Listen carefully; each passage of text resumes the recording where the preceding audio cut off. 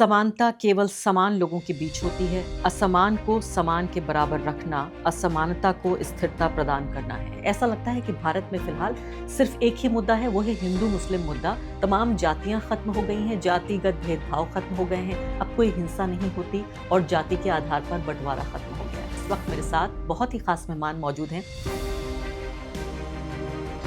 एक समाज में अगर गैर बराबरी है तो उसे दूर करने के लिए या उनके बीच बराबरी लाने के लिए जो पॉलिसी बनेगी वो गैर बराबरी पर आधारित होगी। जिसको ज़्यादा चाहिए उसके फेवर में होगी। जैसे सदियों से वंचित रखा गया उसके हक में कोई चीज़ फैसला का आप लेंगे तब वो बराबरी पे आए। अगर समाज में कोई बुराई है तो हम सोच रहे थे कि एक ऐसे विश्वविद्यालय कैंपस बनाएंगे जहाँ आकर के बुराइयाँ कम होंगी, फिर नए नागरिक तैयार करेंगे जो जब समाज में लौटेंगे तो उस बुराई को दूर करेंगे।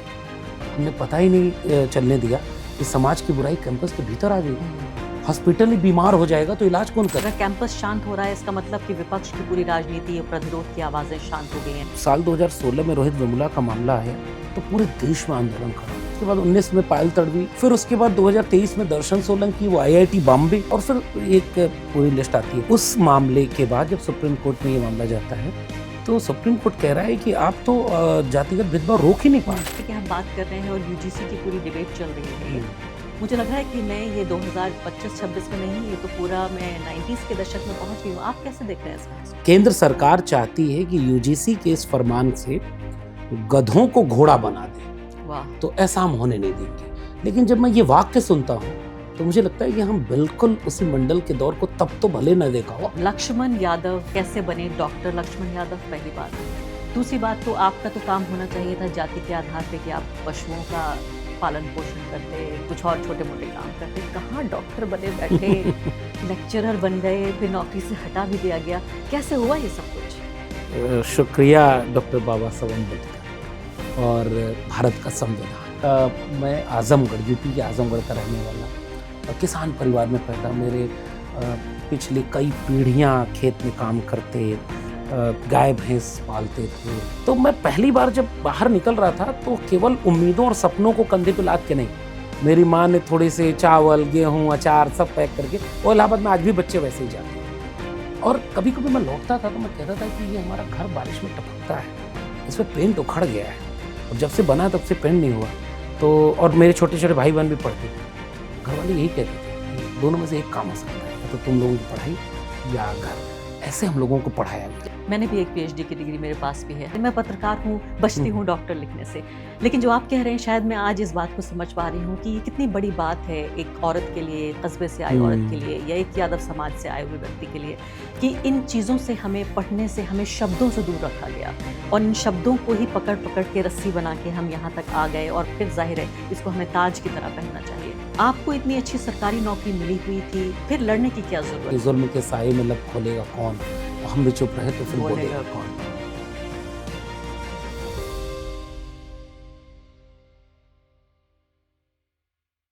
नमस्कार, इस खास पॉडकास्ट में आपका स्वागत है। मैं हूं आरफा खानम शेरवानी। इस कार्यक्रम की शुरुआत एक कोट के साथ में करना चाहती हूं।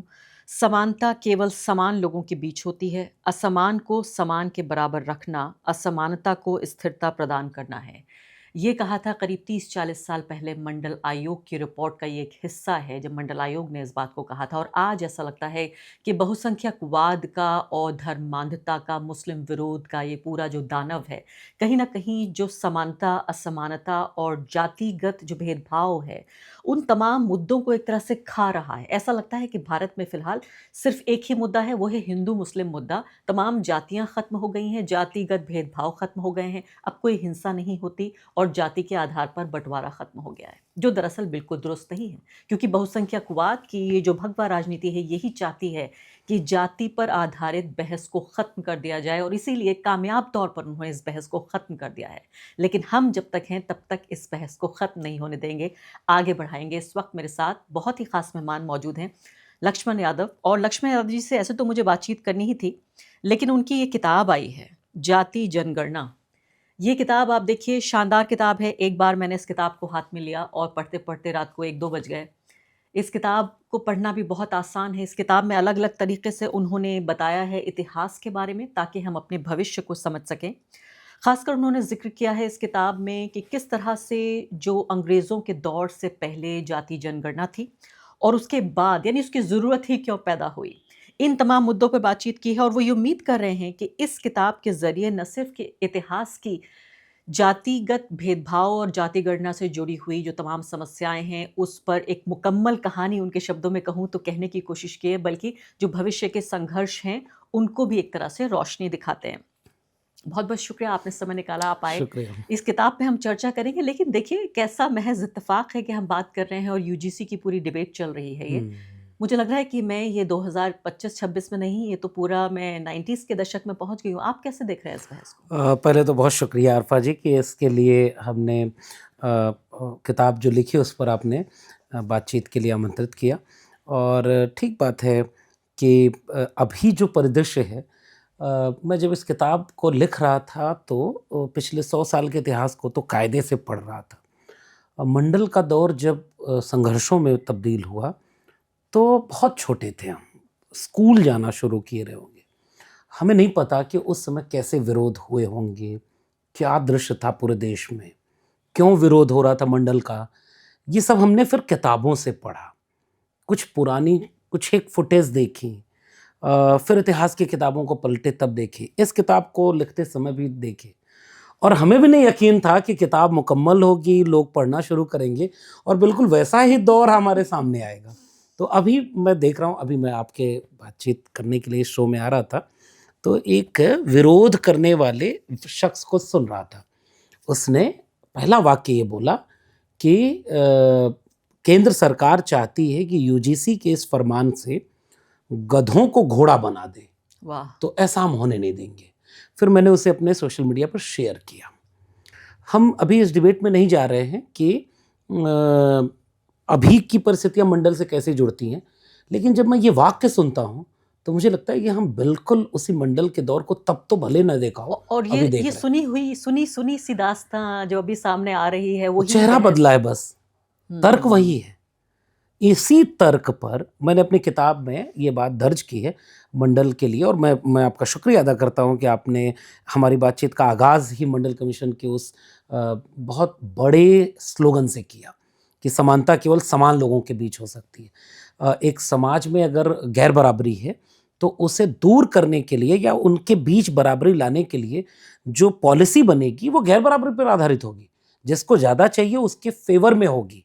जैसे सदियों से वंचित रखा गया, उसके हक में कोई चीज़ फैसला का आप लेंगे तब वो बराबरी पे आएगा। इसमें यूजीसी चूँकि नियमों की बात चल ही पड़ी है, तो थोड़ा इस पे चर्चा भी कर लिया जाए। इसमें 2 चीज़ों में लोग कह रहे हैं कि इधर नाइंसाफ़ी हो रही है, मुझे लगता है उधर भी नाइंसाफ़ी है।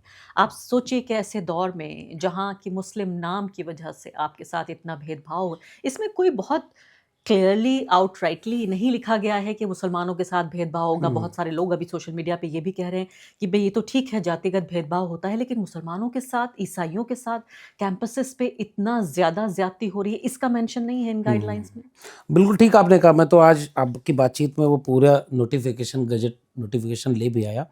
और हमने जो इसको क्रिटिसाइज़ किया है, यानी हम भी कर रहे हैं इसको आप क्रिटिसाइज़। भी खुश नहीं हैं। पहली बात ये, हम इसको क्रिटिसाइज़ कर रहे हैं, हम इसके विरोध में नहीं है, क्योंकि ये ज़रूरी दस्तावेज़ है। इससे बेहतर हो सकता है इससे दस्तावेज़। बेहतर होना ही चाहिए, तभी ये न्याय दे पाएगा उस कम्युनिटीज़ को जिसे सदियों से न्याय नहीं मिला और कैंपस के भीतर भी न्याय नहीं मिल रहा है। हम एक बहुत छोटी सी बात कहें कि जब मुल्क आज़ाद हुआ तो उसने अपने लिए एक आइन बनाया, एक संविधान बनाया कि अब उसकी प्रस्तावना में लिखा कि हम इस देश को संपूर्ण प्रभुत्व संपन्न, लोकतंत्रात्मक, समाजवादी, पंथ निरपेक्ष गणराज्य बनाने के लिए। इट मीन्स कि ये वैसा गणराज्य नहीं है, ये लोकतंत्रात्मक नहीं है, ये समाजवादी नहीं है, ये पंथ निरपेक्ष नहीं है, हम इसे बनाएंगे। हम एक वादा कर रहे हैं खुद से, अपने आप से, इसलिए उसे अंगीकृत कर रहे हैं। उसमें आप कह रहे हैं कि सामाजिक, आर्थिक और राजनीतिक न्याय दिलाने के लिए, व्यक्तियों में अवसर की समानता दिलाने के लिए। इसका मतलब संविधान एक यकीन का, एक भरोसे का नाम था और हम सब ने एक दूसरे को भरोसा दिया था कि अब नया मुल्क जब बनेगा तो वो बराबरी पर होगा। हजारों साल के शोषण अन्याय को हम खत्म करेंगे और इस आइन से उसको खत्म करेंगे। उसकी जिम्मेदारी जिन संस्थानों पर थी उनमें से सबसे अव्वल हैं विश्वविद्यालय। अगर समाज में कोई बुराई है तो हम सोच रहे थे कि एक ऐसे विश्वविद्यालय कैंपस बनाएंगे जहां आकर के बुराइयां कम होंगी, फिर नए नागरिक तैयार करेंगे जो जब समाज में लौटेंगे तो उस बुराई को दूर करेंगे। हमने पता ही नहीं चलने दिया कि समाज की बुराई कैंपस के भीतर आ गई। हॉस्पिटल ही बीमार हो जाएगा तो इलाज कौन करेगा? इलाज कौन करेगा? और कैंपस, बल्कि मुझे लगता है कि इस पूरी तस्वीर को दिखाने वाले, आप देखिए नरेंद्र मोदी का पहला विरोध भी जेएनयू से हुआ। अभी भी हम अपने कैंपसों को देख रहे हैं, अगर कैंपस शांत हो रहा है इसका मतलब कि विपक्ष की पूरी राजनीति और प्रतिरोध की आवाजें शांत हो गई हैं। तो आप कह रहे हैं इससे खुश नहीं है आप, इसे और बेहतर होना चाहिए। मैं इसीलिए कह रहा हूँ कि अब जब कैंपस के भीतर जातिवाद आ गया तो उसे दूर करने के लिए यूजीसी पहले भी कई प्रावधान कर रही थी, लेकिन साल 2012 में एक कमेटी बनाती है और उस कमेटी के मुताबिक एससी और एसटी को शामिल करती है। अब जब रोहित वेमुला का केस है, मेरी पहली किताब जब आई प्रोफेसर की डायरी, जब मैं नौकरी से बाहर गया तो मैंने उसी एकेडमिक डिस्क्रिमिनेशन को बहुत कायदे से लिखा है, खुद अपनी भाषा में। तो उसमें हमने ये बात बताई कि जब साल 2016 में रोहित वेमुला का मामला आया तो पूरे देश में आंदोलन खड़ा हुआ। फिर तो इस पर डिबेट शुरू हुई कि आप जाति के नाम पर एक ऐसा भेदभाव हुआ है कि एक व्यक्ति सुसाइड कर लिया। तो 2016 में वो हुआ, उसके बाद 19 में पायल तड़वी, वो डॉक्टर, मेडिकल इंस्टीट्यूट है, पढ़े लिखे लोग हैं। फिर उसके बाद 2023 में दर्शन सोलंकी, वो आईआईटी बॉम्बे, वहाँ का लड़का सुसाइड कर रहा है, और फिर एक पूरी लिस्ट आती है। उस मामले के बाद जब सुप्रीम कोर्ट में ये मामला जाता है तो सुप्रीम कोर्ट कह रहा है कि आप तो जातिगत भेदभाव रोक ही नहीं पा रहे। तो 2012 का जो आपका गजट नोटिफिकेशन है उसको बदलाव किया गया, उसको और सख्त करिए। और फिर दिग्विजय सिंह की कमेटी जो थी, पार्लियामेंट्री कमेटी, वो कहती है कि ओबीसी के साथ भी भेदभाव होता है।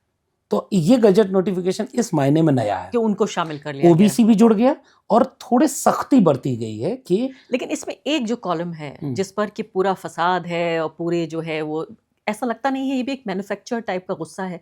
मुझे नहीं लगता कि ये लोग सड़कों पे आएंगे या कोई इसका विरोध प्रदर्शन करेंगे, लेकिन उसमें ये है कि झूठी शिकायत को लेकर इसमें प्रोविजन हटा दिया गया है कि ऐसा लगता है कि ये तो देवी देवता हैं जो पिछड़े समाज के लोग हैं, इनसे तो कोई गलती नहीं होगी, या कोई भी एजेंडा के तहत किसी को फंसाने की, तथाकथित फंसाना एक बड़ा मशहूर शब्द है आजकल की। जो एक आज तक की मैं हेडलाइन देख रही थी उसमें लिखा हुआ था कि जो अपर कास्ट हैं, सवर्ण हैं, उनको फंसाने की एक साजिश के तौर पर इन गाइडलाइंस को लाया गया है। क्यों फंसा रहे हैं आप लोग? इसमें ठीक बात कही है हम लोग की, जो कि बात शुरू जहाँ से हुई थी वहाँ से मैं फिर से इसे जोर देकर कहूँगा कि अगर इसमें ओबीसी को शामिल न करते तो शायद ये लोग सड़क पर न उतरते। अच्छा, इसका, और यही मंडल से जोड़ता है। मंडल आंदोलन के समय हुआ क्या था, एससी एसटी को रिजर्वेशन मिल रहा था, मंडल को भी ऐड कर लिया, ये सड़क पर उतर गए। एक किताब है प्रोफेसर उमा चक्रवर्ती की, जेंडरिंग कास्ट, और वो कहती हैं कि दिल्ली विश्वविद्यालय की लड़कियां सड़क पर उतर के कह रही थी कि हमें बेरोजगार पति नहीं चाहिए, और उसके बाद बहुत बड़ा डिस्कोर्स हुआ। ओबीसी को लेकर के अभी भी इनके मन में ये भाव नहीं है। इन्होंने कहा कि ओबीसी भी शामिल हो गए तो हम तो विलेन हो गए, ऐसा कतई नहीं है। इसमें शामिल हैं ईडब्ल्यूएस भी, इसमें दिव्यांग भी शामिल है, इसमें महिलाएं भी शामिल है। हम एक ऐसा कैंपस बनाएंगे जो इस हर तरह की गैर बराबरी के दूर होंगे। पॉइंट 1। पॉइंट 2 ये है कि जब आप कह रहे हैं झूठी शिकायत या दुर्भावनापूर्ण शिकायत, तो इसका मतलब ये कि पिछले वाले को रिव्यू जब कर रहा था ये सुप्रीम कोर्ट और पार्लियामेंट्री कमेटी, दोनों ने ये पाया कि इसके नाम पर जो लोग डिसीजन ले रहे थे वो न्याय नहीं कर पा रहे थे। इस झूठी शिकायत के आरोप में आपने, कोई शेड्यूल कास्ट का व्यक्ति गया और आपने उसे जस्टिस दिया नहीं और कह दिया कि आप तो फॉल्स एलिगेशन है, उसके बाद उस पर दोबारा वो चिन्हित तो हो गया कि शिकायत तो तुमने की थी, और सजा उसे मिली नहीं जिसके खिलाफ की थी, तो फिर तो दोबारा शोषण का शिकार होगा और बदले की कार्रवाई भी हो बदले की कार्रवाई। इसी वजह से कोर्ट के निर्देश पर यह कहा गया कि जो हजारों साल से आशय पर है ना, वो अपनी शिकायत भी नहीं कर पाता। इसीलिए आप देखिए कि जो महिलाओं के संदर्भ में जो कानून बने हैं उसमें भी महिलाओं के पक्ष में नियम बने, क्योंकि ये मान के चल रहे हैं एक तरह से, और इसी को शायद प्रियंका चतुर्वेदी कह रही थी कि इससे तो जातिवाद और बढ़ेगा, और आप ये मान के चल रहे हैं कि एक आदमी ऑप्रेसर है, दूसरा ऑप्रेस्ड है। चलिए, ये कहानी तो चलती रहेगी। मेरा इरादा ये था कि मैं इस पूरे पॉडकास्ट की शुरुआत करूंगी आपकी कहानी से। डॉक्टर लक्ष्मण यादव, लक्ष्मण यादव कैसे बने डॉक्टर लक्ष्मण यादव, पहली बात। दूसरी बात, तो आपका तो काम होना चाहिए था जाति के आधार पे कि आप पशुओं का पालन पोषण करते, कुछ और छोटे मोटे काम करते, कहाँ डॉक्टर बने बैठे, लेक्चरर बन गए, फिर नौकरी से हटा भी दिया गया। कैसे हुआ ये सब कुछ? शुक्रिया डॉक्टर बाबा साहब अम्बेडकर और भारत का संविधान नहीं था तो वाकई ऐसा था। लोग बहुत अपवाद छोड़ दें तो गैर बराबरी बहुत ज़्यादा थी। मगर मैं अपनी किताब का ज़िक्र करूँगा, इसके शुरुआती कुछ पन्ने अगर लोग पढ़ेंगे तो समझेंगे। पढ़े मैंने। हाँ, कि बाँटने वाले हुँ, जिन्होंने अब नारा दिया है कि बँटोगे तो कटोगे। हुँ, हालाँकि उन्हीं के वैचारिक पुरखे बाँटने की प्रक्रिया में शामिल हैं। वरना दुनिया में ऐसा किसी ने बाँटा ही नहीं कि तुम मुख से पैदा होगे, मैं पैरों से पैदा होऊँगा, और इस तरह के बँटवारे के पीछे के कोई तर्क नहीं होंगे। और उसको शुरुआत में कहीं-कहीं लिख दिया जाएगा कि ऐसे जन्म ना जायते शूद्र, कि जन्म से तो सब शूद्र हैं, कर्म गुण कर्म से आप अपने वर्ण को चुनते हैं। अ, अभी मैं इसका डिबेट का एक वाकया बता दूं, फिर आगे अपनी बात पूरी करूंगा। पिछले दिनों एक डिबेट हुई, तो एक पैनल में बैठा हुआ था मैं, तो किसी ने कहा कि रामचरितमानस में शूद्र प्रकरण पर बहस हो रही थी। तो हमने कहा शूद्र का अपमान किया है उस ग्रंथ में कि ये बन्नादम तेली कुमारा सुपच करात कोल कलवारा, तो ये तो गलत है। तो उन्होंने कहा कि नहीं, शूद्र तो कर्म से होते हैं साहब, तो जो आप कर्म कर रहे हैं वो होगा। तो हमने कहा अच्छा, मैं डॉक्टर लक्ष्मण यादव मेरा नाम है, तो मैं क्या हूं? तो कहा कि आप यादव तो ओबीसी में आते हैं। तो हमने कहा शूद्र और वर्ण व्यवस्था में क्या है? शूद्र में आएंगे, क्योंकि ब्राह्मण में है नहीं, क्षत्रिय में है नहीं, आप मानते नहीं। हालांकि मैं क्लेम कर रहा हूं कि इस देश में मौर्य वंश, ओबीसी जो आज आते हैं, वो क्षत्रिय हैं कि नहीं। पाल, प्रतिहार, गुर्जर और तमाम यदुवंश, सारे ये तो राजा थे। जबरदस्ती वर्ण व्यवस्था इन पे आरोपित करके आप सबको शूद्र बना रहे थे, इसलिए हम इसे खारिज करते हैं। आदिवासी इस वर्ण व्यवस्था में आती ही नहीं। तो मैंने जब उससे सवाल पूछा कि मैं शूद्र हूं और मैं दिल्ली विश्वविद्यालय में पढ़ाता हूं, प्रोफेसर हूं, तो मेरा पेशा किस वर्ण में आएगा? तो कहे ब्राह्मण। तो मैंने कहा फाइनली मैं क्या हूं? मैं मतलब ब्राह्मण हूं कि शूद्र हूं? तो वो कहा कि नहीं, ये सब बात ऐसे नहीं। हमने कहा नहीं, मान लो मेरे पेशे यानी गुण और कर्म से मैं अगर ब्राह्मण हूं तो फिर शूद्र नहीं हूं। तो ये है इस पूरे डिबेट का हिस्सा। असल में ये एक बहुत बड़ी सामाजिक सांस्कृतिक साजिश थी। मुट्ठी भर लोग अपने हाथ में सत्ता, संसाधन और सम्मान, तीनों को कब्जे में रखने के लिए वर्ण व्यवस्था बनाते हैं।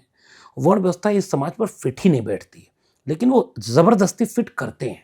लेकिन आपने कैसे इस पूरे चक्रव्यूह को कैसे आपने भेदा? कैसे आप बने डॉक्टर? अपनी कुछ कहानी के बारे में बताइए, अपने बचपन के बारे में बताइए। उसके लिए भी मैं आपके सुनने वालों को कहूँगा कि मेरी पहली किताब पढ़ें। फ़िलहाल उसके कुछ वाक़ये मुझे याद आ रहे हैं कि मतलब एक प्रोफ़ेसर की डायरी के बारे में? प्रोफ़ेसर की डायरी। और पहले मैं सोचता था कि कोई और अच्छी किताब लिखूँगा, लेकिन जब नौकरी से निकाला गया जानबूझकर। इसकी कहानी को भी सुनूँगी फिर मैं, आएँगे। लेकिन पहले शुरू कीजिए आप तो बचपन उस से। समय मैंने अपनी किताब पूरी की, क्योंकि वो डायरी थी।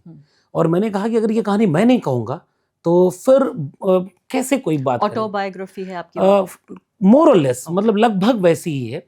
और इसको एक प्रतिरोध की तरह मैंने कहा कि कल को आप अपने विश्वविद्यालयों में क्या हो रहा था ये समाज को नहीं पता है, इसलिए कल को कहना मत कि कोई बताया नहीं। हमने ये बात बताई, हमने उसमें लिखा भी है कि उनके बाद भी हम बोल रहे थे, क्योंकि हमने पढ़ा था कि जुल्म के साए में लब खोलेगा कौन, और हम भी चुप रहे तो फिर बोलेगा कौन। तो इस वजह से वो लिखी, और उसके शुरुआती पन्नों में कुछ कहानियां हैं। बताइए। कि मैं आजमगढ़, यूपी के आजमगढ़ का रहने वाला, किसान परिवार में पैदा, मेरे पिछले कई पीढ़ियां खेत में काम करते, गाय भैंस पालते थे, और बहुत सामान्य कृषक परिवार जिसके पास कोई बहुत ज़मीन भी नहीं है। लेकिन मेरी पिछली पीढ़ी तक धीरे धीरे शिक्षा पहुंचने लगी संविधान की वजह से। लोग स्कूल जाने लगे। आपके पिताजी की पीढ़ी से? पिताजी ने अच्छा। हाँ पढ़ाई की, लेकिन दादा तक नहीं? दादा पढ़े लिखे नहीं थे। हमारे दादा दादी स्कूल ही नहीं गई थी। दादा शुरुआत में बताते थे कि एक आध दो कक्षाएं पढ़े, फिर नहीं पढ़ पाए, मतलब बिल्कुल बस साक्षर थे, और उस तरह की कोई डिग्री उनके पास नहीं थी। पहली बार मेरे पिताजी के माँ सब पढ़े लिखे, लेकिन उन्हें कोई नौकरी नहीं मिली। तो वो एक दौर अलग है। इस पढ़ाई के चलते उन्हें ये समझ में आ गया था कि शिक्षा बेड़ियां तोड़ने का काम करती है, शिक्षा मुक्ति देती है, और केवल डिग्री वाली नहीं। वो बार बार ये कहते थे कि मैं एक छोटा सा किस्सा बता ही दूं कि 10th और 12th तक पढ़ाई की, और क्रिकेट खेलने के चक्कर में थोड़ा 12वीं में नंबर कम आए, तो घर वाले नाराज़ हो गए कि बाहर पढ़ने नहीं भेजेंगे, बिगड़ जाएगा। तो मैंने ज़िद किया कि नहीं, मेरे आज़मगढ़ में कोई अच्छा स्कूल कॉलेज है ही नहीं, मैं यहाँ नहीं पढ़ूंगा। मैं इलाहाबाद यूनिवर्सिटी फॉर्म चुपके से भर के आया था, एंट्रेंस दिया, मेरा हो भी गया। तो जब जाने लगे तो उन्होंने कहा था कि अगर फर्स्ट डिवीज़न ना आए तो चुपचाप वापस आ जाना, बुलाना ना पड़े। तो मैं पहली बार जब बाहर निकल रहा था तो केवल उम्मीदों और सपनों को कंधे पे लाद के नहीं, मेरी माँ ने थोड़े से चावल, गेहूँ, अचार सब पैक करके, और इलाहाबाद में आज भी बच्चे वैसे ही जाते हैं, और कभी कभी मैं लौटता था तो मैं कहता था कि ये हमारा घर बारिश में टपकता है, इस पर पेंट उखड़ गया है, और जब से बना तब से पेंट नहीं हुआ। तो और मेरे छोटे छोटे भाई बहन भी पढ़ते थे, तो घर वाले यही कहते थे कि दोनों में से एक काम हो सकता है, या तो तुम लोगों की पढ़ाई या घर। ऐसे हम लोगों को पढ़ाया तो गया, ये सही फैसला था। और आज वो फैसला पढ़ाई को उन्हें चुन लेना। उन्हें उन्हें ये लगता है, हालांकि जब नौकरी से निकला तो सब परेशान थे। हाँ। लेकिन फिलहाल मेरे पिताजी तो अभी हैं नहीं, वो कॉमरेड थे। पिताजी, बड़े पिताजी सब इस बात से खुश थे। वो हमें दिल्ली भेजे थे आईएएस बनने के लिए, लेकिन हम इलाहाबाद यूनिवर्सिटी, जब मैंने टॉप किया, मैं अपने बैच का टॉपर था। आप टॉपर थे? हाँ, और उसी समय मेरे एक प्रोफेसर ने कहा था कि अहीरों के बच्चे गाय भैंस चराना छोड़कर यूनिवर्सिटी टॉप करेंगे तो हमारे बच्चे कहाँ जाएंगे। तब ये कमेटी भी नहीं बनी थी यूजीसी वाली, नहीं तो मैं भी पूछता, मैं कोई केस नहीं करता, मैं अपने प्रोफेसर से पूछता कि कहाँ लिखा है कि किसके बच्चे पढ़ेंगे और किसके नहीं पढ़ेंगे, ये मनुस्मृति। और हम यहाँ डॉक्टर लक्ष्मण यादव कैसे बने, उस संविधान ने एक गलियारा खोला था, एक रास्ता खोला था, जिससे मेरे घर वालों ने मुझे पढ़ाया, इलाहाबाद यूनिवर्सिटी पहुँचाया, फिर डीयू आए, यहाँ से पीएचडी पूरी की, तो नाम में आगे जुड़ा डॉक्टर। मैं एक छोटा सा किस्सा जोड़ दूं, बात लंबी हो रही है फिर भी। बड़े पिताजी ने कहा कि घर के सामने जो मेन गेट है वहाँ हम एक बोर्ड लगाएंगे और इस पर लिखेंगे डॉक्टर लक्ष्मण यादव। मैंने कहा नहीं, इसकी कोई ज़रूरत नहीं है, ये कोई बहुत बड़ी उपलब्धि नहीं है, ये वो मत लिखिए। मैंने अपने प्रोफेसर की डायरी में ये किस्सा लिखा है। फिर मेरे बड़े पिताजी ने मुझे डांटा, कहे तुम्हारे लिए ये छोटी बात होगी, हमारे इलाके में ये पहली डिग्री है, और ये डिग्री जब कोई इसके सामने से गुजरेगा तो शायद कोई माँ बाप सोचेगा कि मुझे भी अपने बच्चों को पढ़ा के वहाँ भेजना है। तो वैसे हम डॉक्टर लक्ष्मण यादव बने, वो संविधान के रास्ते बने, फैमिली ने सपोर्ट किया, और उस पढ़ाई से ही हमने अपनी एक रीढ़ बनाई और जिसे बचा कर रखे हैं। कितनी सुंदर बात आप कह रहे हैं। मैंने भी एक पीएचडी की डिग्री मेरे पास भी है, हालांकि मैं इस्तेमाल नहीं करती डॉक्टर, लेकिन मैं देखती हूँ जब भी मैं बहुजन किसी सभा में जाती हूँ, या ख़ासकर अगर मैं कहूँगी कि गरीब मुस्लिम इलाकों में जाती हूँ, वहाँ चुन के कहीं से इंटरनेट से देख के मेरा नाम डॉक्टर और लिख दिया जाता है, और मैं सोचती हूँ आखिर के क्यों लिखना चाहते हैं। मैं पत्रकार हूँ, बचती हूँ डॉक्टर लिखने से। लेकिन जो आप कह रहे हैं, शायद मैं आज इस बात को समझ पा रही हूँ कि ये कितनी बड़ी बात है एक औरत के लिए, कस्बे से आई औरत के लिए, या एक यादव समाज से आए हुए व्यक्ति के लिए, कि इन चीज़ों से हमें पढ़ने से हमें शब्दों से दूर रखा गया, और इन शब्दों को ही पकड़ पकड़ के रस्सी बना के हम यहाँ तक आ गए, और फिर जाहिर है इसको हमें ताज की तरह पहनना चाहिए। बड़ी प्यारी आपने कहानी सुनाई। अब मुझे ये बताइए कि जब हम इस दौर का जिक्र करते हैं, क्योंकि मंडल को लेकर इसमें काफ़ी बहस है आपके पूरे, मतलब इसमें इन्फॉर्मेशन भी है और साथ साथ आप बहस भी करते जा रहे हैं चैप्टर्स में। तो मैं ये देखने की कोशिश कर रही हूँ कि अंग्रेज़ों के दौर से पहले तो बात हो रही है, मैं सोचती हूँ या तो इतिहास से निकाल कर लेकर आऊँ, या अभी से शुरुआत करते हैं। अभी से ये देखिए कि जो मंडल की राजनीति है, आपने 3 शब्दों का जिक्र किया, मंडल, कमंडल और भूमंडल। अभी हमारे पास इस वक्त मंडल की राजनीति फेड हो रही है। कमंडल और भूमंडल के बावजूद भी कमंडल किस तरह से हावी है, और ये बताइए कि ये जो पूरी बहुसंख्यकवाद की, जो आरएसएस की पूरी राजनीति है, इसने जाति के डिस्कोर्स को किस तरह से कम किया या लगभग ख़त्म कर दिया? आपको इतनी अच्छी सरकारी नौकरी मिली हुई थी, फिर लड़ने की क्या ज़रूरत थी? मैं तो बहुत सारे पिछड़ी जातियों के, तथाकथित पिछड़ी जातियों के प्रोफेसर्स और लेखक, पत्रकारों को देखती हूँ कि एक तरह की एक साइलेंस ऑफ कन्वीनियंस, एक सुविधा की खामोशी के साथ कि मैं बन गया हूँ, मेरे लिए इतना काफ़ी है, अब मैं इसको इधर-उधर बिगाड़ने की कोशिश नहीं करूँगा। क्यों आपने अपनी नाव खुद ही मझधार में फेंक दी? ये भी मुझे बताइए, और ये भी बताइए कि आप बहुसंख्यकवाद के खिलाफ क्यों लड़ते हैं? अ, और आगे बढ़ने से पहले एक अदना सी गुजारिश कि आप मेंबर बनिए मेरे चैनल का, आरफा खानम शेरवानी।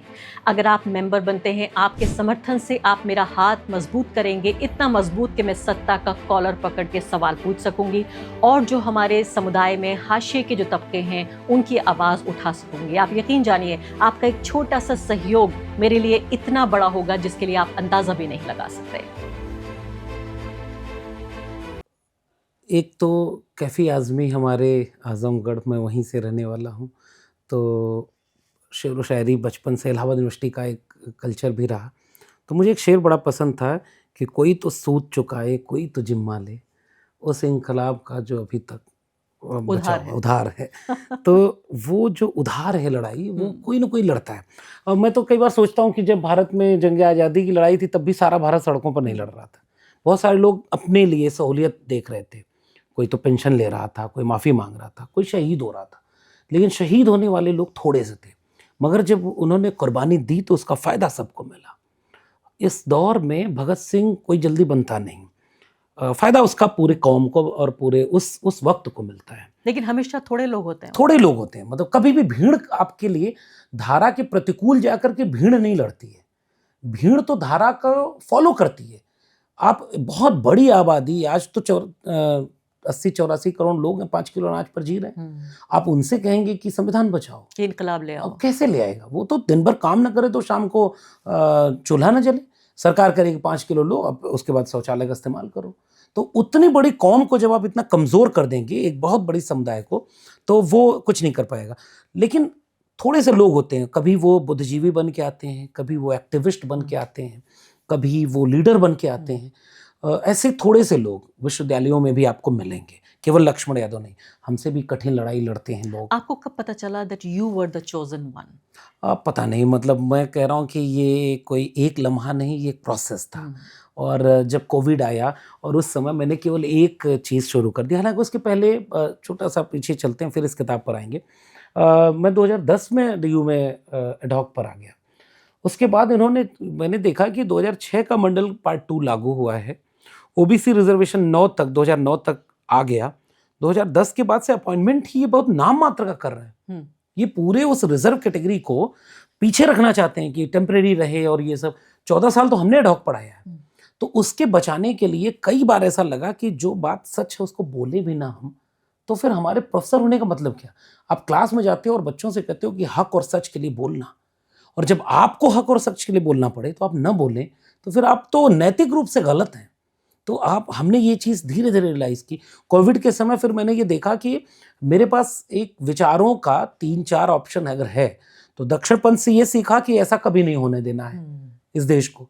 वामपंथ से कुछ चीज़ें सीखी कि प्रतिरोध की संस्कृति में क्या है, और फिर सोशलिज्म और अम्बेडकरिज्म, अगर मैं उसको कहूँ, सोशल जस्टिस की पॉलिटिक्स, उसको जब पढ़ना, सीखना, सुनना शुरू किया, उसके बारे में बोलना शुरू किया कि भाई इस देश में संविधान न रहता तो ये देश तो बहुत ख़राब होता। इस देश में अगर अम्बेडकर को पढ़ोगे नहीं तो जानोगे नहीं कि इस देश को बनाने वालों में कितनी बड़ी तादाद इन लोगों की है। इससे धीरे धीरे हम बन रहे थे, और उस समय वो पहचान रहे थे कि इसे नौकरी से बाहर करना है। मुझे वो दौर भी याद है। देखिए, इतनी उम्र हो गई और इस पेशे में रहते हुए आपका जब पहला ट्वीट वायरल हुआ था, तो मेरे अंदर एक जिज्ञासा जगी थी कि आखिर कौन है ये व्यक्ति। आपको लोग ज़्यादा नहीं जानते थे, अभी कुछ ही साल पहले की बात है, आप तब भी लेक्चरर थे। लेकिन आपका एक ट्वीट वायरल हुआ जिसमें वीडियो में आप इतनी साफ गोई और इतने बेहतरीन तरीके से बात कह रहे थे, जैसे होता है ना एक जौहरी हीरा पहचान लेता है, ऐसे मैंने आपको पहचाना कि ये तो बड़े अच्छे वक्ता होंगे। और ये सिर्फ मैंने नहीं, मुझे लगा शायद मैंने आपको देखा, फिर लोगों ने जिस तरह से आपको देखना शुरू किया और जिस तरह से आप लगातार वायरल होने लगे। आपकी नौकरी भी थी, साथ में आप ये भी कर रहे थे। आपको किस तरह के भेदभावों का सामना करना पड़ा, अपनी जाति की वजह से, अपने विचारों की वजह से, और आपको आखिरकार हटाया गया या आपने इस्तीफा दिया? एक तो इसकी बात ये है कि छोटा जवाब पहले देता हूँ। इंटरव्यू किया उन्होंने, और इंटरव्यू बोर्ड के पास ये पूरा हक है कि वो आखिर में केवल दस्तखत करते हैं कि हमने 3 लोगों को चुन लिया है। किस बेस पर चुना, किस बेस पर बाकी को हटा रहे हैं? 14 साल से जो प्रोफेसर हो, 100 में से 93 API स्कोर हो, फिर उसके आर्टिकल आपको 3 चाहिए, उसके 8 रिसर्च पेपर हों, किताब हो, इंटरव्यू सबसे अच्छा हो रहा हो, ये उसी बोर्ड के मेंबर जब बाहर आते हैं तो उन्होंने दुनिया को बताया मेरी नौकरी जाने के बाद। फिर बाद में उन्होंने ये भी किस्सा बताया कि मेरे प्रिंसिपल ने आकर जो फाइनल रिजल्ट बन रहा है तो कह रहे हैं कि डॉक्टर लक्ष्मण यादव को बाहर करना है, बाकी आप किसी को नौकरी पर रख लो, हमें कोई दिक्कत नहीं। क्यों बाहर करना है? ऊपर से आदेश है। तो फिर तो कोई UGC गाइडलाइन का कोई मतलब नहीं, इंटरव्यू का कोई मतलब नहीं, आपने पहले से चुन लिया था। और जाति की वजह से नहीं, शायद विचार की वजह से उन्हें मेरा ये बोलना पसंद नहीं था कि RSS और BJP इस देश के लिए खतरा है। हम संविधान की बात करते हैं। आप आयरनी देखिए कि मेरे जाकिर हुसैन कॉलेज का प्रिंसिपल RSS के टीचर विंग का दिल्ली प्रदेश का अध्यक्ष हो सकता है, उसको हक है, फिर भी वो प्रिंसिपल होगा, और कोई RSS का विरोधी प्रोफेसर नहीं हो सकता। एक बहुत बड़ा सवाल था जो मैंने 2 साल पहले उठाया और अब दिख रहा है। और आपके ऊपर आरोप ये भी था कि आप सिर्फ पॉलिटिकल नहीं हुए थे बल्कि पॉलिटिकली अफिलिएटेड हो गए थे। आप जो है पॉलिटिकल पार्टियों के संपर्क में आ गए, आपके मन में हमदर्दी पैदा हो गई खास पॉलिटिकल पार्टियों के लिए, और आप कैंपस पे सिर्फ पढ़ने पढ़ाने की बातें नहीं बल्कि राजनीति की बातें करने लगे। हाँ, और आज कैंपस में जो BJP और RSS वाले हैं वो 20 साल से क्या कर रहे हैं उसमें एक प्रोफेसर है पॉलिटिकल साइंस डिपार्टमेंट का, वो तो टीवी चैनल पर बैठ करके मुसलमानों के खिलाफ, दलितों पिछड़ों के खिलाफ, जानती हूँ आप किसके बारे में बात हाँ कर रहे मैं नाम लेना कोई जरूरी है क्योंकि मैं व्यक्ति ने प्रवृत्ति की बात कर रहा हूँ। अगर मैं बीजेपी के पास जा रहा होता तो मैं अच्छा होता। मैं बीजेपी के खिलाफ खड़ा हूँ तो ये मेरी पॉलिटिक्स है। और मैं भगत सिंह को पढ़ता हूँ, विद्यार्थियों राजनीति, तो आपको राजनीति हर कदम पर करनी है और आप राजनीति कर रहे होते हैं तो आरएसएस वाला राजनीति कर सकता है तो हम क्यों नहीं कर सकते। तो ये कोई नियम से हमें बाधा नहीं था, लेकिन इजाजत नहीं है आपको। हाँ मतलब ये अब तो दिख गया।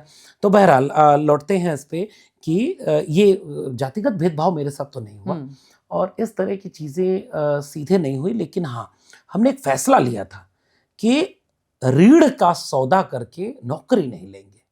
तो मैंने यहीं से अपनी बात शुरू की। ऐसे बहुत थोड़े से लोग होते हैं और मैं कोई नायकत्व तो अपने अंदर खुद से नहीं कह रहा हूँ, मुझे ऐसा लग रहा है कि ये मेरी जिम्मेदारी थी। अगर मैं भी चुप रहता और मैं भी ये चीज़ नहीं कर पाता तो शायद आज मैं फिर किसी नौकरी की गुलामी कर रहा होता। बिल्कुल। और इसीलिए जहां मैं लौट रहा हूं कि मैं भी किताब पे वापस आना मंडल, चाहती हूँ। कमंडल और जी हाँ। भूमंडल, हाँ। भूमंडल ने इतना कमजोर किया भी है कि आप उस चक्रव्यूह में फंस जाएं, फिर आप एक अदद नौकरी की कोशिश में, फिर एक अदद ईएमआई, फिर एक अदद हसरतें इतनी छोटी लेकिन उनको पाने के रास्ते इतने मुश्किल, तो फिर कौन क्रांति करेगा और उन हसरतों के गुलाम बन जाए। तो हमने चुना है कि मैं हसरतें कम रखूंगा। इसलिए भूमंडल के उस पूरे दौर को मैंने जब अपनी किताब में देखा तो मैंने कहा कि मंडल का दौर, आपने बिल्कुल ठीक कहा अपने सवाल में कि मंडल का दौर ऐसे लग रहा है फेल हो रहा है। कमंडल आया ही मंडल के खिलाफ था, हालांकि उनकी कोशिश पहले थी कि मंदिर आंदोलन और इस तरह की चीजें की जाए। मैं एक बात कहता हूं कि जाति इस देश की हकीकत थी। आप इस किताब में मैंने 2-3 काम किए हैं, अभी इसका जवाब भी देता हूं।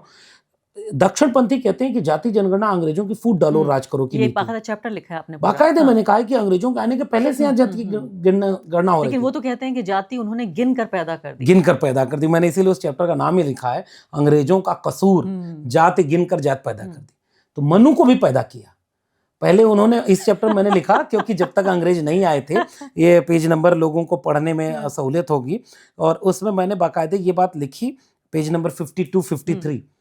और पहला ही चैप्टर मैंने लिखा कि जब ये कहते हैं कि अंग्रेजों ने जाति गिनकर पैदा कर दी, तो इसका मतलब जब अंग्रेज पहली बार आए होंगे तो भारत में ऐसे गांव देख रहे होंगे कि ब्राह्मण और शूद्र एक साथ एक थाली में खा रहे होंगे, शादी सबकी अंतर्जातीय हो रही होगी, शूद्र बैठ करके पढ़ा रहा होगा, प्रोफेसर होगा गुरुकुल में, और ब्राह्मण चुपचाप बैठा होगा। शूद्र जब जा रहा होगा तो ब्राह्मण उसका दान दक्षिणा दे रहा होगा, जो गटर साफ करने का काम कुछ क्षत्रिय कर रहे होंगे।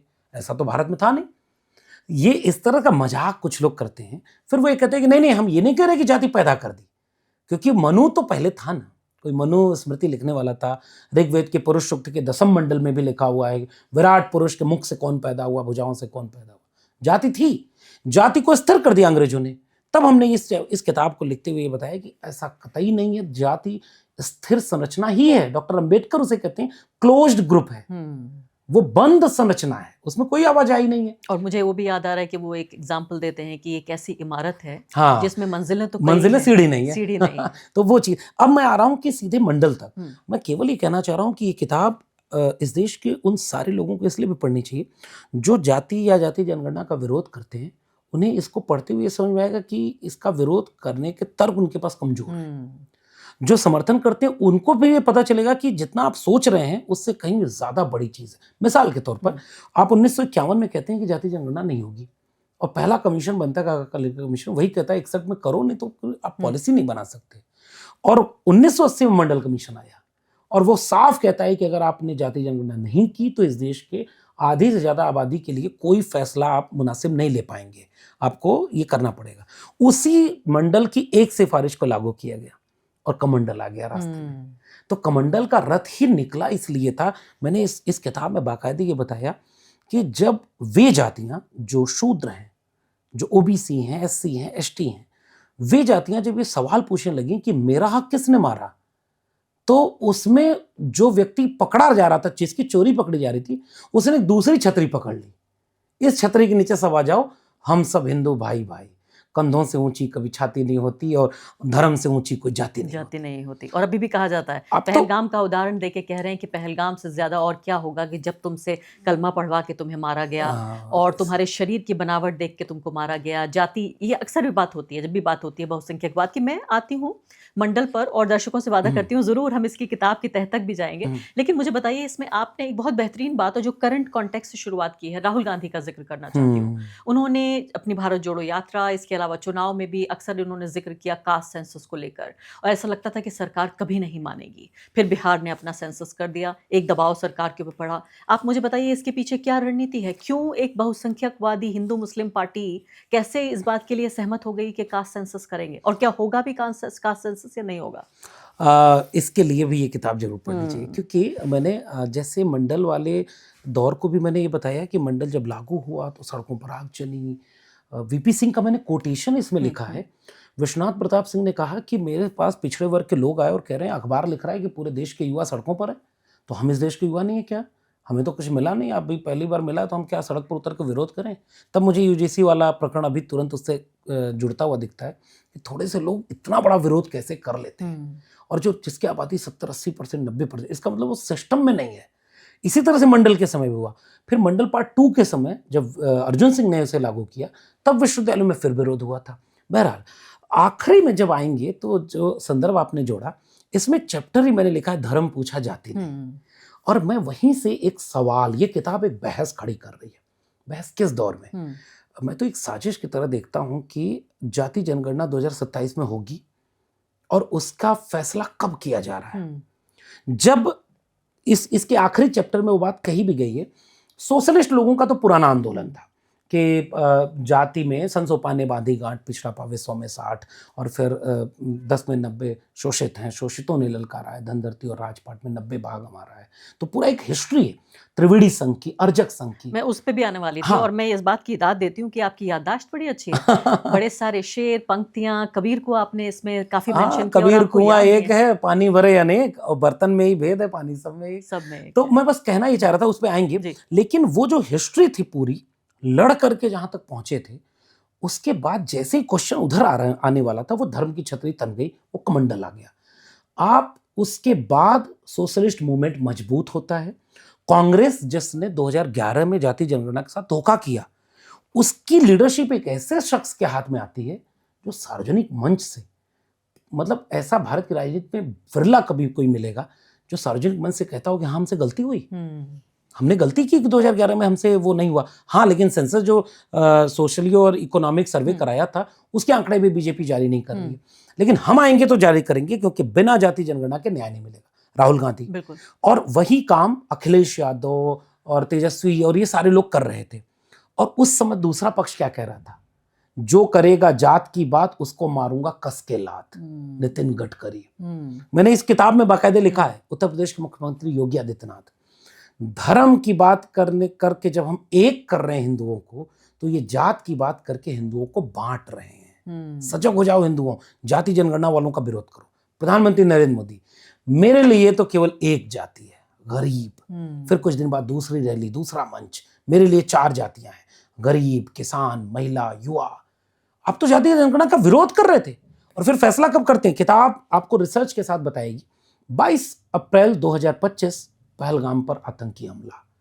30 अप्रैल 2025 भारत सरकार की घोषणा कि हम जाति जनगणना कराएंगे। हाँ, ये तो गहरा संदेह पैदा कर रहा है। और जिस समय बीजेपी के ट्विटर हैंडल से निकला था धर्म पूछा जाति नहीं, आप पूरे देश में जाति केंद्रित जितने भी सवाल थे उसको धर्म के नीचे दबा देना चाहते थे। आप चाहते थे कि हिंदू मुसलमान रोज होता रहे, कोई दाढ़ी टोपी देख करके मारा जाए, और वो सवाल न पूछ दे जो दलित पिछड़े हैं, तो हिंदू की छतरी तो फट जाती। तो इसलिए आपने धर्म पूछा जाति नहीं का नैरेटिव दिया, और अचानक जाति जनगणना। इसका मतलब एक गहरी साजिश है। पॉइंट 1। पॉइंट 2 ये कि आपने फिर उसके बाद कहा कि जाति जनगणना होगी 27 में। अब आपने पहला कॉलम, अब साजिश का एग्जाम्पल दे देता हूं। फर्स्ट फेज में जाति जनगणना के 33 क्वेश्चन उन्होंने रिलीज किए हैं। पॉइंट 12 कहता है कि आवासों और आवास के मालिकों में हम जाति पूछेंगे SC/ST। तो ये तो 1951 से हो रही थी। आप ओबीसी लिखा ही नहीं आपने, इसका मतलब ये धोखा है। अगर फर्स्ट फेज में नहीं पूछा तो सेकेंड फेज के डेटा से टैली कैसे करेंगे?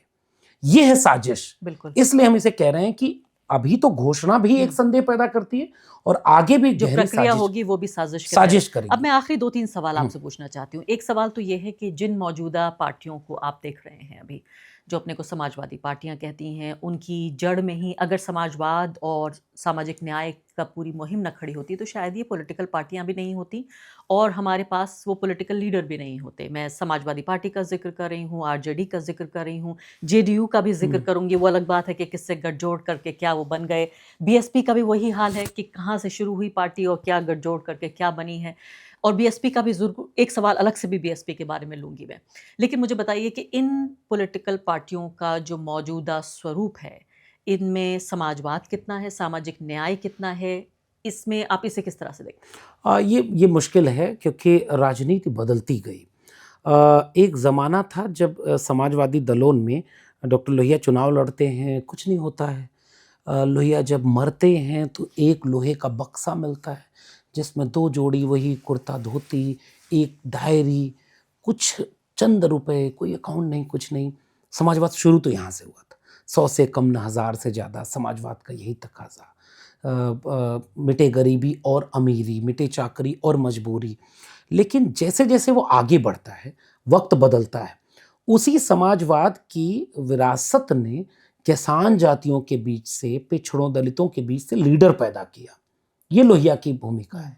लोहिया के समाजवादी आंदोलन ने, जिसे क्रिस्टोफ जैफरले अपने किताब इंडिया साइलेंट रिवॉल्यूशन में कहते हैं कि मंडल इस आज़ाद भारत की एक साइलेंट रिवॉल्यूशन है, मूक क्रांति है। क्योंकि सत्ता जो अपर कास्ट के पास थी वो धीरे धीरे हस्तांतरित हुई किसान जातियों और पिछड़ी, अति पिछड़ी दलित जातियों के पास। ये विचार की जीत थी और वो वही समाजवाद था जो कहता था कि आखिरी व्यक्ति की बात होनी चाहिए। वक्त बदलता है। आज अगर आप बात करें तो एक ज़माने में जब मुलायम सिंह यादव मुख्यमंत्री बनते हैं, और मैं बात लंबी नहीं करूंगा लेकिन छोटी सी बात कहूँगा, कर्पूरी ठाकुर समाजवादी नेता, और उत्तर प्रदेश में राम नरेश यादव 15% आरक्षण दिया था केवल ओबीसी को, और कर्पूरी ठाकुर ने 26%। गालियाँ दी गई, राम नरेश वापस जाओ, वापस जाके भैंस चराओ, कर्पूरी कर पूरा गद्दी छोड़ धर उस तरह। नाई के बेटे थे और दिल्ली से चमड़ा भेजा संदेश, बार बनावे कर्पूरी भैंस चरावे राम नरेश। वो दौर भी देखा है इस देश ने। कांशीराम का उभार, मेरी किताब में भी एक अलग चैप्टर है। कांशीराम ने 85% उस आवाम को जोड़ा जो कहीं सत्ता में नहीं थी। तो वो एक दौर था जिसने भारत को रियल में डेमोक्रेटिक बनाया। अगर ये इस तरह से डेमोक्रेटिक नहीं होते तो लोकतंत्र तो चंद मुट्ठी भर लोगों के लिए होता। लेकिन अब ये पॉलिटिकल पार्टियां भी मुट्ठी भर क्या, ये तो सिर्फ परिवार में सिमट गई हैं। लालू यादव अपने पुत्र और मुलायम सिंह यादव अपने पुत्र। आज के लिए तो बिल्कुल कुछ चुनौतियां हैं। जैसे मिसाल के तौर पर अगर आपके पास पैसा नहीं है, मतलब समाजवाद का अर्थ ये कतई नहीं है कि साइकिल पर बैठकर आप यूपी घूम ही नहीं सकते, आपको गाड़ियां चाहिए। तो ये जरूरी भी है, आप मजबूरी है। मैं कह रहा हूँ इसे मजबूरी है। पॉलिटिक्स बदल गई। फिर भी मैं कह रहा हूँ नरेंद्र मोदी ने, बीजेपी ने पूरी राजनीति को कहाँ खड़ा किया कि वो करोड़ों रुपए का एक पंडाल लगता है। और आज भी आप यूपी और बिहार का चुनाव देखिएगा, मैंने देखा है कि अखिलेश यादव अपनी एक बस तो बनवाना पड़ेगा, साइकिल से जा नहीं सकते पूरे प्रदेश में, उस बस को ही मंच बनाकर खड़े होते हैं और बाहर सामने लोग खड़े होकर। अभी इनके लालू प्रसाद के परिवार में तेजस्वी हैं, उन एक हेलीकॉप्टर और दूसरी तरफ 25, 30, 40 हेलीकॉप्टर। तो पूंजी ऐसा नहीं है, ये तो एक अफवाह है। पूंजी अगर बीजेपी के पास होगी तो अच्छी लगेगी, पूंजी इनके पास होगी तो अच्छा नहीं लगेगा। लेकिन फर्क है कि हम चूंकि इन पॉलिटिकल पार्टियों को हायर स्टैंडर्ड्स, इनका जो पैमाना है हमारे आंकने का, तो हम कहते हैं जब आप बेहतर राजनीति का वादा करते हैं तो बेहतर राजनीति करके भी दिखाइए, आचरण में भी। बिल्कुल ठीक बात है। मैं फिर भी कह रहा हूं कि एक तो परिवारवाद का जो सवाल है, रीजनल पार्टियों की एक मजबूरी होती है। विचार तो है लेकिन वह, उसका दायरा इतना छोटा होता है कि उनके पास टूटने की गुंजाइश, टूटने के खतरे बहुत ज़्यादा होते हैं। कई बार ऐसा देखा गया है। जैसे जेडीयू का एक एग्जांपल दूंगा मैं। आप नीतीश कुमार के बाद जेडीयू का क्या भविष्य देख रही हैं? मैं परिवारवाद के फेवर में ये लॉजिक नहीं दे रहा लेकिन आप कह रहे हैं एक मैग्नेट की तरह कहीं ना कहीं मैं दोनों पार्टियों को सामने रख दूं। और यही गांधीज के बारे में भी कहा जाता है कि अगर गांधीज को हटा दिया जाए कांग्रेस पार्टी से तो बचेगा क्या? एक और एग्जांपल ले लेते हैं, नीतीश कुमार के बाद जेडीयू कहाँ है? वो बीजेपी के हाथ में दुनिया देख रही है। और दूसरा, लेकिन उनके चेले हो सकते थे वो लोग अगर वो सेकंड रंग अपनी शुरू करते, ये संभव है, की पॉलिटिक्स ये संभव है, लेकिन फिर 2-3 टुकड़े तो होते। एक कम्युनिस्ट दोस्त है मेरे, पत्रकार दोस्त है, मैंने उनसे पूछा, बड़ा ही मासूम सा सवाल मैंने उनसे किया। मैंने कहा कि भाई आपने बच्चे पैदा नहीं किए, आप अपने मरने के बाद आप क्या विरासत छोड़ के जाएंगे?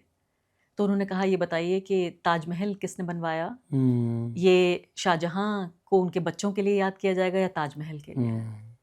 मैं इस बात से बिल्कुल इत्तेफाक रखता हूँ। मुझे लाजवाब कर दिया उन्होंने। अक्सर मैं जवाब देने में बड़ी हाजिर जवाब हूँ मैं, लेकिन उसके बाद से मेरे पास जवाब ही नहीं बचा कि हमेशा बच्चे ही आपकी विरासत नहीं होंगे। जो पॉलिटिक्स आप देख के जा रहे हैं, जो काम आपने किया है, निश्चित रूप से। अब मैं जल्दी से आ जाती हूँ, बिल्कुल समय मेरे पास बहुत कम बचा है। अभी मैं आ जाती हूँ आइडेंटिटी पॉलिटिक्स पर, और दूसरे जो मंडल की पॉलिटिक्स है या जो सामाजिक न्याय की राजनीति है, उसका भविष्य आप किस तरह से देख रहे हैं? हम एक ऐसे दौर की राजनीति देख रहे हैं जहां पर कांवड़ लेके, बाकायदा नीले रंग का कांवड़ लेकर और बाबा साहब की तस्वीर लेके जो है कांवड़िया निकल रहे हैं, जो तथाकथित निचली जातियों के लोग हैं।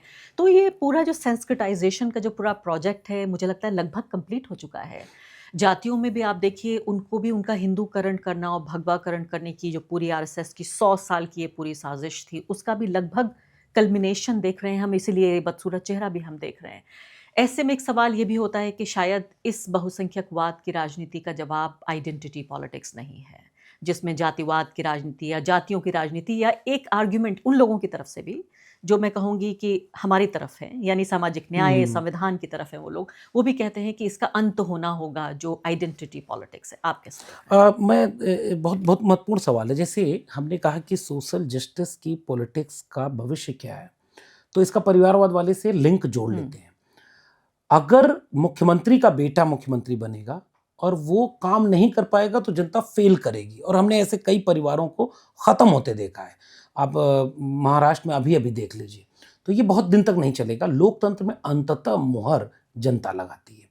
अगर जनता आपके साथ नहीं होगी तो कितनी भी बड़ी विरासत हो, वो बहुत दिन तक नहीं चलेगी। राहुल गांधी को साबित करना पड़ रहा है। वो केवल गांधी परिवार के होने के नाते यहाँ नहीं खड़े। आज वो एक उम्मीद बनकर उभरे हैं, तो संघर्ष के बदौलत, और जनता अगर यकीन करेगी तभी वो यकीन में आएगा। इसलिए चाहे वो सामाजिक न्याय की पार्टियां हों, अगर आदरणीय मायावती जी को मजबूरी में आकाश आनंद को आगे करना पड़ रहा है, लेकिन अगर 2 चेहरे दलित समाज के सामने होंगे, तो एक चंद्रशेखर होगा, एक आजाद ये आकाश आनंद होंगे, तो फिर चुनना किसको होगा, और वो साबित करेगा कि भविष्य कौन होगा।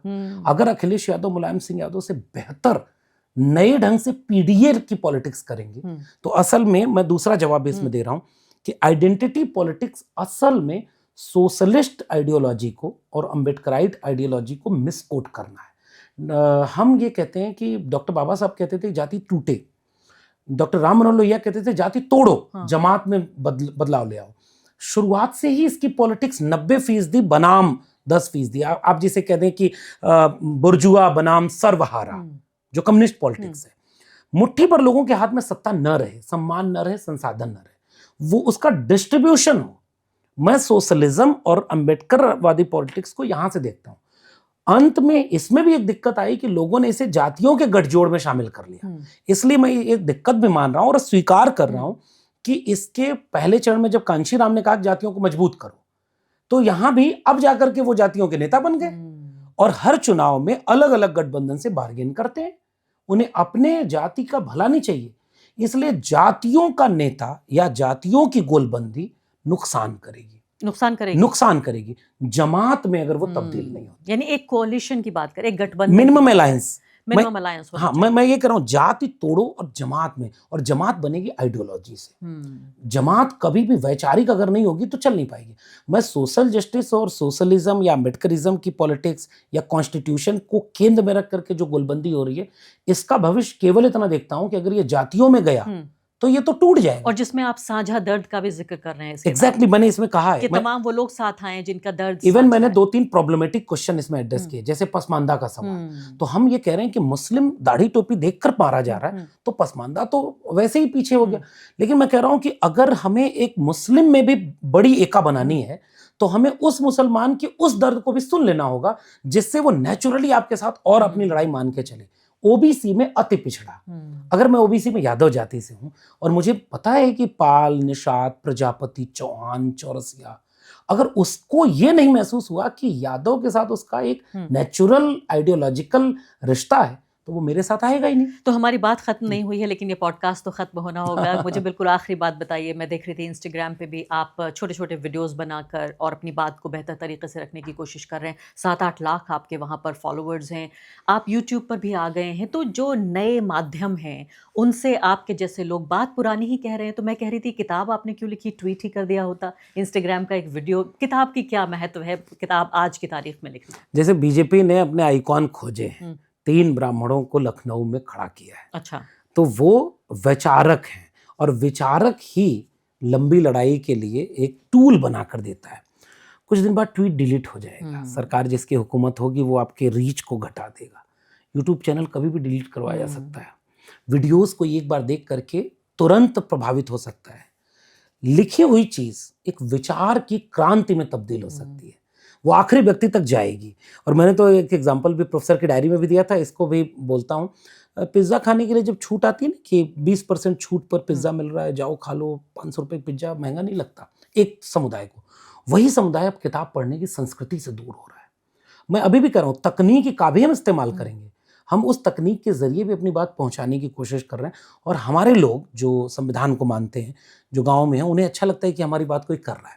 लेकिन किताब जब होती है तो वो एक बहुत गहरे वैचारिक आंदोलन को खड़ा कर सकती है। बहुत खूबसूरत आपने बात कही। आखिरी बात, मुझे लगता है इस इंटरव्यू को देखने बाद बहुत सारे लोग चाहेंगे कि इस किताब को पढ़ें। कोई कोड हमें आप दे दीजिए जो हम लिख देंगे, जिससे कुछ डिस्काउंट मिल जाए किताब पढ़ने वाले लोगों को। मैं अभी भी कह रहा हूँ 250 रुपये किताब है और लगभग 250 पन्ने हैं। हाँ। और हमारे प्रकाशक से इस बात पर बहस हुई कि मुझे 2 रुपया देना, मैं पैसा कमाने के लिए किताब नहीं, लेकिन इस किताब की कीमत कम रखना। मेरे लोग 200 रुपए भी एक किताब पर खर्च करने में सोचेंगे। उन्हीं लोगों को पढ़ना बहुत जरूरी है। एग्जैक्टली। और मैं उन्हीं के लिए किताब रख रहा हूँ। और ये किताब अमेजन पर भी मिल जाएगी। मैं अपने कमेंट सेक्शन में इसका लिंक कमेंट डाल में। दूँ। हाँ, बहुत बहुत शुक्रिया आपका लक्ष्मण जी, so आप यहाँ पर आए, तमाम बातचीत की। और मुझे लगता है कि पहली बार शायद आपने इतने खुलकर, आप बहुत झिझक रहे थे और खुलकर अपने जीवन के बारे में बातचीत की। बहुत बहुत शुक्रिया। Thank you so much.